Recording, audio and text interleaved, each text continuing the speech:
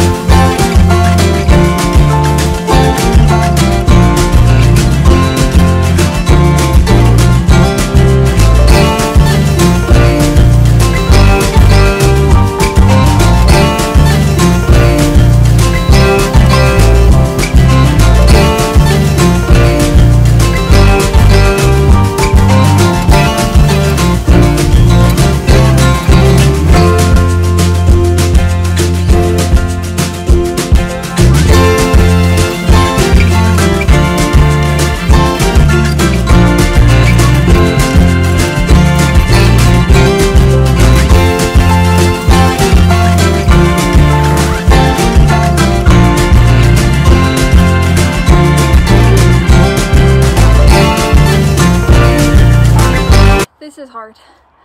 This ground, it's super muddy in some areas, but it's still pretty hard where it's been pegged down.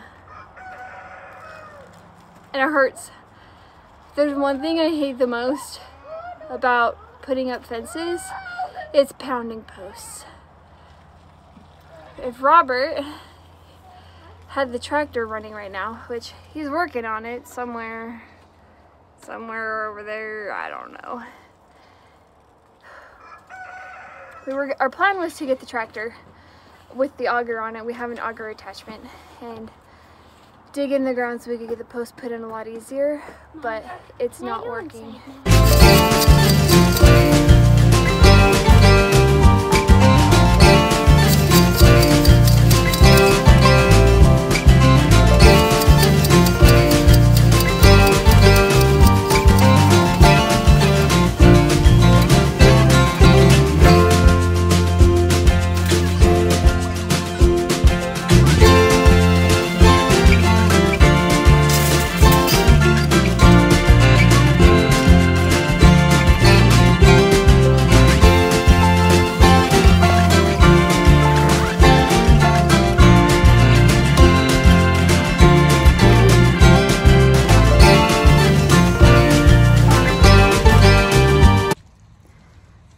part of what we needed done. But it is just so muddy out here. It's really hard to work in. It's hard to walk to. Ooh, as I'm slipping everywhere. But it's looking pretty good. So it's definitely not quite where we want it to be with the pallets right there.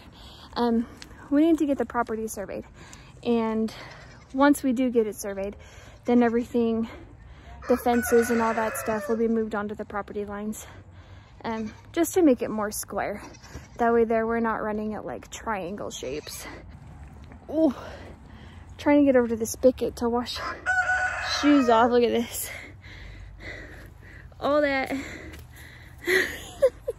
Kids looks worse than I do. They're all pretty much completely covered in mud. They all left. Robert's still back there somewhere. Trying to, oh my gosh, my shoes are stuck. Maybe we'll go up to the house to wash off. Trying to get the tractor going. So Callan and I pounded posts, but he can't pound posts right now anyway. He's looking at possibly having another shoulder surgery. So overall, I think it's coming along pretty good. The fence is about as far as it's gonna go over here, and then it'll go up by that walnut tree and back around that shed. They can't jump the fencing or get their heads caught in it. We actually had that happen with one of our boys, my buck that I bought this last summer. He was just a baby, but we were gone hunting, and he got his head caught in the fence, and they do sometimes. It's just one of those things of life on the farm, and you know why you want to make sure you have really good fences that are as, you know, set up for your animals as can be. And it was just one of those things that happened. So we have to get a new buck now, and you know, I wanted a different style fence to make sure that that doesn't happen again. So that was the other part of the reason we went with double-sided pallets, was to make sure they couldn't get their heads through it on a side that we don't necessarily see as often. We're like the girls where they're all over here. We do see that every day. We're over there up and down next to the rabbits, you know, where we can see them. And then just back over there, they're just a little farther out of the way, and wanted to make sure that, you know, nothing happens to them. They'll just be a little bit safer. How's it going? It's going. What's wrong? Well, I either have a bad starter or I need to replace all the battery cables. But find out here in just a second. Your poor dog. Like, right now, he is gonna need a bath so bad. Puppy. Good thing Coda likes getting in the bath. I know. We were running him in the mud. He's so muddy. Hi, pupper. Well, I definitely have flour here. You even got mud on your head. Rhino, come here. Look at that.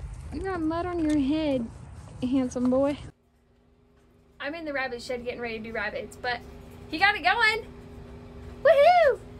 I know he's excited. Open the door. That's okay. He gets really focused on his tractor once he gets really into it. I'm happy for him. He really likes that thing, so it's good that it's going and that he knows how to fix it. That thing is kind of like his pride and joy, where I really like homesteading and the animals, and that he likes tinkering and wood projects and mechanic stuff and things like that.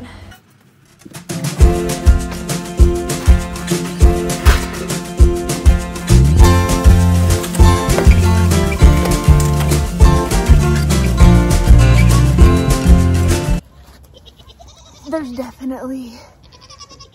definitely a plus to having rabbits outside, where you don't have to worry about the poop trays. But there's a plus to having them inside too, because then you don't have to worry. Oops, sorry, I'm watching them. You don't have to worry about the rabbits getting cold, especially when they have kits, new babies, and freezing. Rabbits handle the cold temperatures really, really well, but the new babies a lot of times don't. So there's pros and cons to both sides of it. It's nice to have a couple rabbits outside so we don't have to change those cages, but it's also nice to have those ones inside. Stop lifting, Connor. Work together, work together. I know, it's tough. Good job, guys. Okay, last one. You're doing good. You're doing good. It's okay. Okay, you guys are gonna have to scrape that one out on your own. They hate working together. They might be twins, but they're not best friends most of the time. So now that the trays are cleaned, we're gonna put